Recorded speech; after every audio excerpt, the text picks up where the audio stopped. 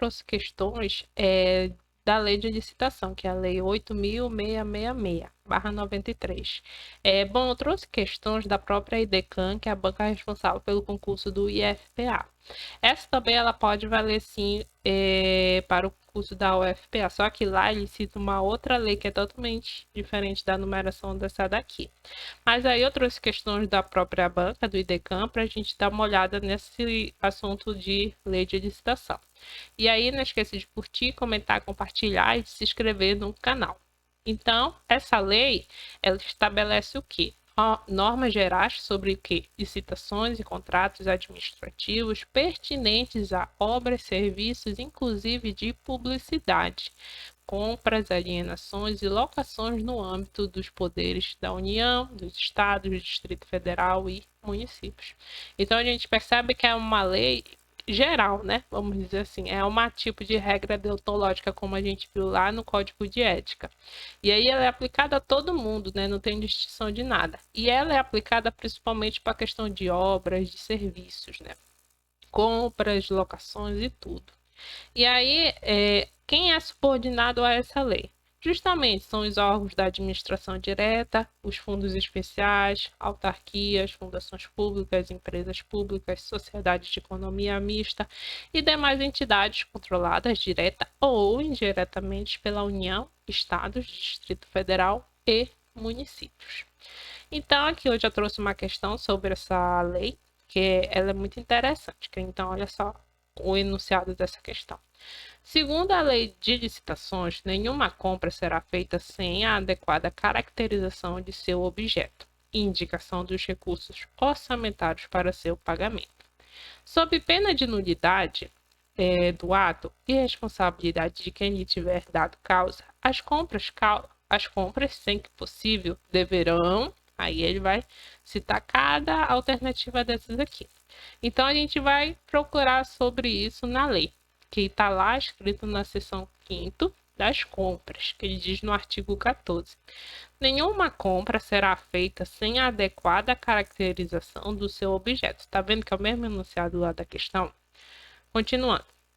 Então, além de ter que ter essa caracterização do seu objeto, também tem que ter a indicação dos recursos orçamentários para o seu pagamento, sob pena de nulidade do ato e responsabilidade de quem lhe tiver dado causa. Ou seja, se não fizer isso, vai ser punido por isso, né? Além de ter a nulidade do ato, ele ainda vai ser responsável por isso. E aí, o que ele diz? Então, essas compras, sempre que possível, então, vamos dizer, ele dá uma brecha de liberdade aqui, né? Porque ele diz sempre que possível. Então, essas compras deverão o quê? Primeiro, atender ao princípio da padronização. Então, aquela ideia de padronização, né? Padronização é aquilo que todo mundo tem que estar andando junto, né? De acordo com aquilo, de acordo com o mesmo padrão. Então, bora lá. O princípio da padronização, que imponha compatibilidade de especificações técnicas e de desempenho, observadas, quando for o caso, as condições de manutenção, assistência técnica e garantia oferecidas. Então, essa padronização é com relação a essas especificações técnicas de tudo, né? Então, é isso que quer dizer atender a esse princípio de padronização. E aí, as compras também deverão ser processadas através do sistema de registro de preço. Então, as compras não é feita de qualquer jeito, vamos dizer boca a boca, não. Ela o que tem que ser processada, tem que ser digitada, tem que ser registrada onde? No sistema de registro de preço, para ver, né, como é tão chique o negócio. Tem esse sistema de registro de preços. E aí, as compras têm que submeter-se o quê? As condições de aquisição e pagamentos semelhantes ao quê? A do setor privado. Então, tem que estar sempre ali no mesmo nível do setor privado. Nada assim de exacerbante ou não. Então, tem que estar sempre ali de acordo com o setor privado. E aí, elas têm que ser, sempre que possível, né? Ser subdivididas, então tem que ser sempre divididas dentro dessa divisão, né? Em tantas parcelas quantas necessárias para aproveitar as peculiaridades do mercado, visando o quê? Economicidade. Então, é aquela visão, né? Bora sempre parcelar nas parcelinhas, aquelas parcelinhas, porque assim a gente vai poder se organizar melhor e sempre visando o quê? A economicidade. Então, tá vendo que são palavras importantes que a gente está vendo aqui? Sistema de registro de preços tem que estar de acordo com o setor privado, a economicidade, o princípio da padronização e, por fim, balizar pelos preços praticados no âmbito dos órgãos e entidades da administração pública. Então, esses daqui são os critérios que as compras podem seguir, né? E aí, quando a gente volta lá para a questão, que ele diz isso, as compras, sempre que possível, deverão o quê? Primeiro, não ser divididas em parcelas. Não, né? A gente acabou de falar que não. Podem ser subdivididas, né? Sempre visando aquela ideia da economicidade. Letra B. Submete-se às condições de aquisição e pagamento semelhantes à do setor privado. Acabei de falar, né? Onde para não ver nenhuma discrepância entre eles, né? Então tem que estar sempre de acordo, semelhante ao setor privado. Então essa daqui já seria a nossa alternativa da questão. Então, a letra C ele diz assim: submeter-se às condições de aquisição e pagamento está semelhante a quem? Ao mercado mundial? Não, né? A gente acabou de ver qual é a alternativa correta aqui. Que ela diz que é semelhante ao setor privado e não ao mercado mundial, né? Então, a gente acabou de ver isso aqui. Letra D, ser subdivididas em número máximo de parcelas oferecidas pelo vendedor para aproveitar as peculiaridades do mercado. Não, né? A gente acabou de ver lá, que tem que estar de acordo com a economicidade, olha só. Ser subdivididas em tantas parcelas quanto necessárias para aproveitar as peculiaridades do mercado visando a economicidade. Então, a alternativa dessa questão aqui, né, seria a letra B. Segunda questão é essa daqui. A Lei 8.666, de 93, dispõe que a licitação destina-se a garantir a observância do princípio taranã, taranã, a seleção taranã, taranã, para a administração e a promoção taranã, taranã, e será processada e julgada em estrita conformidade com os princípios básicos da legalidade e pessoalidade. Bom, isso daqui é copia e cola dessa lei, né? Onde ela quer que a gente identifique quais são as palavras complementares e certas que estão lá na lei, né? Então, a gente tem que ir lá na lei verificar essa parte, que ela está bem no início da lei, no artigo 3º, que ela diz assim: a licitação destina-se a garantir a observância do princípio constitucional do quê? Da isonomia. Então, isonomia é aquela ideia do quê? De igualdade, equidade, né? Então, a isonomia sempre é isso. Então, a licitação, ela sempre vai respeitar essa com relação à isonomia. Ela não vai favorecer ninguém, né? Por quê? Porque ela visa esse princípio constitucional da isonomia. Então, com isso, ela vai selecionar o quê? Proposta mais vantajosa para quê? Para a administração e o quê? A promoção do desenvolvimento nacional sustentável. Então, tá vendo? Por que é importante essa lei? Porque ela enfatiza que a licitação ela vai de acordo com esse princípio que é constitucional da isonomia, então ela não vai favorecer ninguém. Então, no final, ela sempre vai prevalecer a escolha sobre a proposta mais vantajosa. E não é só apenas vantajosa para a administração, é sim também para o desenvolvimento nacional que sustentável. Então, ele leva em consideração esse ponto da sustentabilidade. E assim será processado e julgado em estrita conformidade com os princípios básicos. E aí eu digo, e quais são esses princípios básicos que estão na lei, continuando nesse artigo 3º? São esses princípios que a gente já ouviu falar enquanto a gente estuda. Então, olha só, são os princípios da legalidade, impessoalidade, moralidade, igualdade, publicidade, probidade administrativa, vinculação ao instrumento convocatório, julgamento objetivo e dos que lhes são correlatados. Então, esse daqui é o artigo 3º. E aí, como é de copiar, de completar essa frase aqui, de acordo com a lei, a gente tem que saber, né? Então, olha só. A licitação destina-se a garantir a observância do princípio. Qual é o princípio mesmo? é o princípio constitucional da isonomia? Sim, né? Então, olha só, letra A, letra B, ela começa certa. Da proporcionalidade? Não, né? Princípio constitucional da legalidade? Bom, ela obedece esse princípio, só que o primeiro princípio que ela fala é o da isonomia, né? Então, ela não favorece ninguém. Então, ela não favorecendo ninguém, ela vai selecionar o quê? Que diz aqui o próximo dado daqui da frase, né? A seleção do quê? Da proposta mais vantajosa, né? Essas coisas. Então, olha só, na letra A ele diz do preço mais vantajoso. E a letra B da proposta. Mas não, né? É da proposta. Então, a gente já vê que é a letra B. E aí, ele observa esse princípio constitucional da isonomia, a seleção da proposta mais vantajosa para quem? Para a administração. E não é só isso, ele visa também o quê? Promoção do quê? Do desenvolvimento nacional sustentável. Então, ele leva em consideração essa sustentabilidade quando ele escolhe essa proposta. Então, não é só aquele lado econômico, né? Então, assim, ambiental também está incluso. E assim será processada e julgada em estrita conformidade com os princípios básicos da legalidade e pessoalidade. Então, são todos aqueles princípios que a gente acabou de ver. Então, a alternativa correta dessa questão é a letra B. Outra questão que eu trouxe aqui em relação a essa lei, ela diz assim: a Lei 8.666 que regulamenta o artigo 37 da Constituição Federal institui normas para licitações e contratos da administração pública e dá outras providências. Ponto. Tendo em vista o previsto nas disposições gerais da referida lei, é correto afirmar que.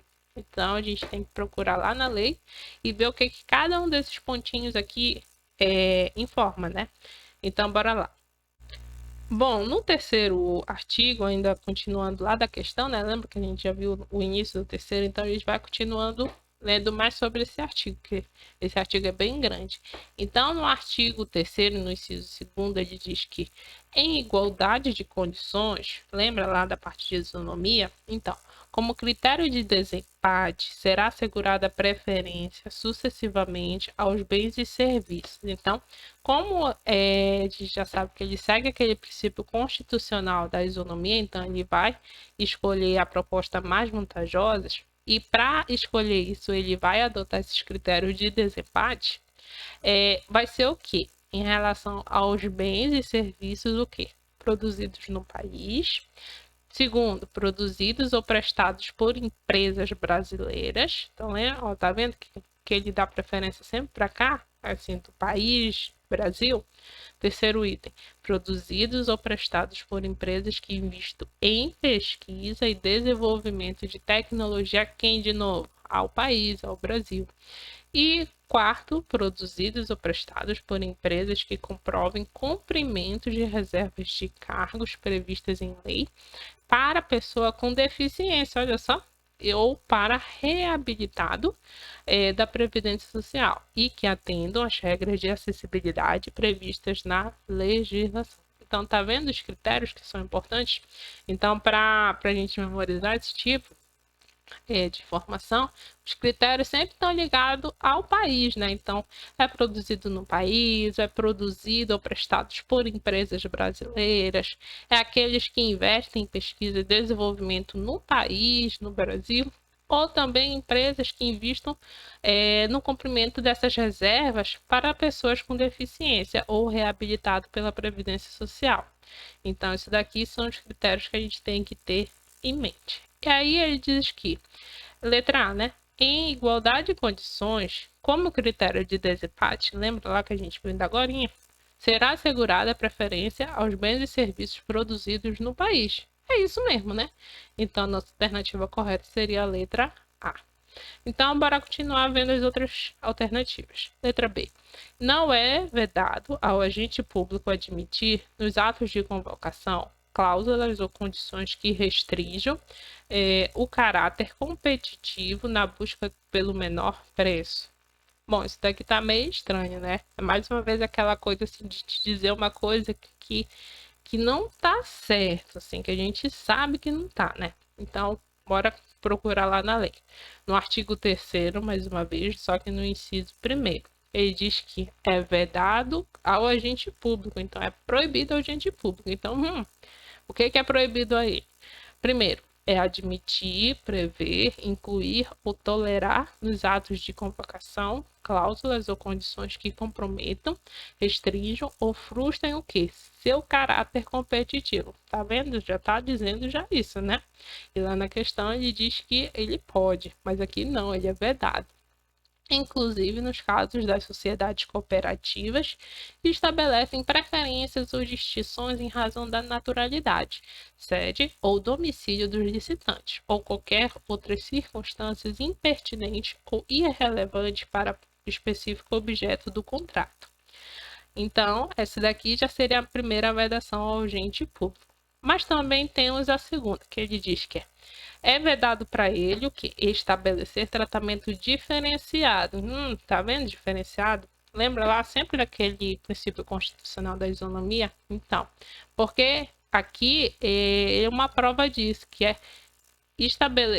vedado estabelecer esse tratamento diferenciado de natureza comercial, legal, trabalhista, previdenciária ou qualquer outra, entre empresas brasileiras e estrangeiras. Então, é vedado isso, inclusive no que se refere à moeda, modalidade e o local de pagamentos, mesmo quando envolvidos financiamentos de agências internacionais.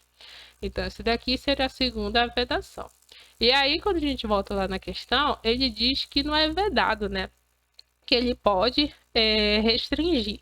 Mas não, né? A gente vindo agora que ele é vedado, então ele não pode fazer isso.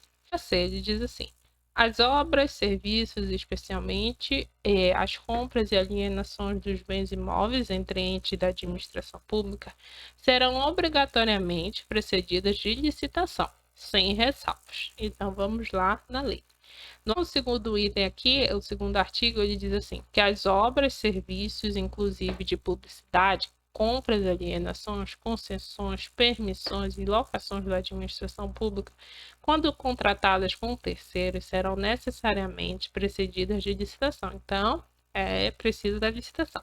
Só que aqui, olha só que está em vermelho. Ressalvadas as hipóteses previstas nesta lei. Então, tem alguma coisa que pode ser por fora, né? Sem ser precedida necessariamente de licitação.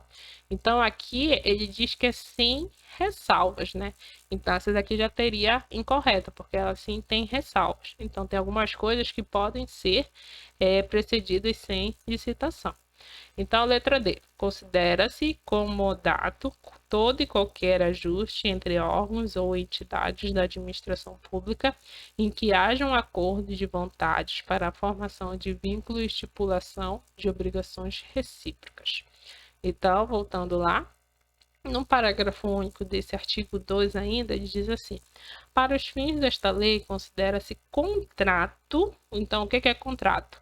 É todo e qualquer ajuste entre órgãos ou entidades da administração pública. Então, entre administração pública e particulares.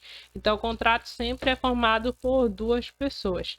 E essas duas pessoas podem ser os órgãos ou entidades da administração pública e particulares, em que haja um acordo de quê? De vontades para a formação do vínculo e a estipulação das obrigações recíprocas, seja qual for a denominação utilizada. Isso daqui me fez até lembrar que caiu uma questão dela na SEMAD, que eu acho que caiu com relação a essa parte de contrato.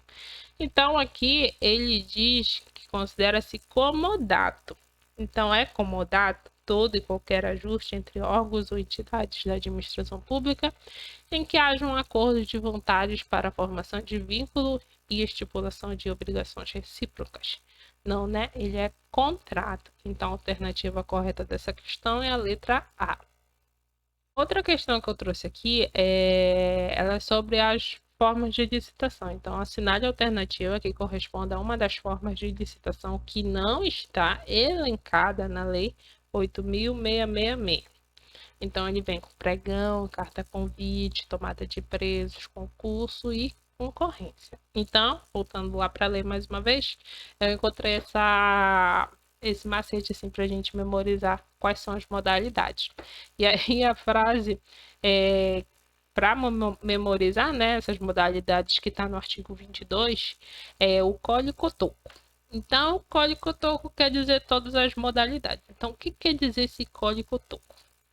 Código-Cotoco quer representar concorrência, leilão, concurso, tomada de preços e convite. Então, nessa lei, há 5 modalidades de licitação. Então, para lembrá-las, basta lembrar do Código-Cotoco. Então, concorrência, leilão, concurso, tomada de preços e convite. Só que há leis nessa mesma área de licitação que ainda cita outras leis. E aí que a gente tem que ter noção, ter cuidado com isso, né? Porque olha só, tem ainda o pregão, mas é previsto que em outra lei, que é essa lei 10.520 de 2022. E também tem a consulta, que é por essa outra lei, que é 9.472. Só que lá na questão ele cita essa lei, né? A 866. Então é de acordo com essa lei daqui. Voltando para a questão, aqui a gente consegue observar que tem concorrência, que tem concurso, que tem tomada de preço. Só que, mais uma vez, a gente viu que o pregão não, né? O pregão é lá de uma outra lei. E aí, eu fiquei em dúvida com relação a essa carta convite. Por quê? Porque eu não encontrei ela como modalidade de licitação. Caso você souber me informar, por gentileza, comente aí para ajudar a me informar o que seria isso, né? Porque eu realmente fiquei em dúvida. Então, a alternativa correta dessa questão aqui seria a letra A, no gabarito definitivo. Mas para mim, como eu fiquei em dúvida, né, seria anulada para mim, né, na minha opinião. A questão que eu trouxe aqui é com relação às modalidades de licitação, mais uma vez, só que com características de cada uma delas. Como eu vejo isso em provas. E aí, a gente vai dar uma olhada em cada modalidade. Lembra lá do Código-Cotoco? Então, Código-Cotoco representa a concorrência, leilão, concurso, tomada de preços e convite. E aí, concorrência é o primeiro que vamos ler aqui. Concorrência é uma modalidade de licitação entre quaisquer interessados que, na fase inicial de habilitação preliminar, comprovem possuir o quê? Os requisitos mínimos de qualificação exigidos no edital para execução de seu objeto. Concorrência, eu acho que é muito a nossa vida atualmente como concurseiro, né? Por quê? Porque a gente tem que sempre atingir aqueles requisitos mínimos. Lembra que a gente viu bastante nos regimes jurídicos e tudo?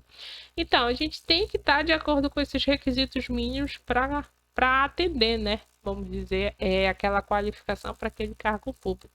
Só que aqui, jogando para esse mundo de licitação, a concorrência seria justamente isso, né? No qual o interessado ele tem que comprovar esses requisitos mínimos de qualificação no edital, né?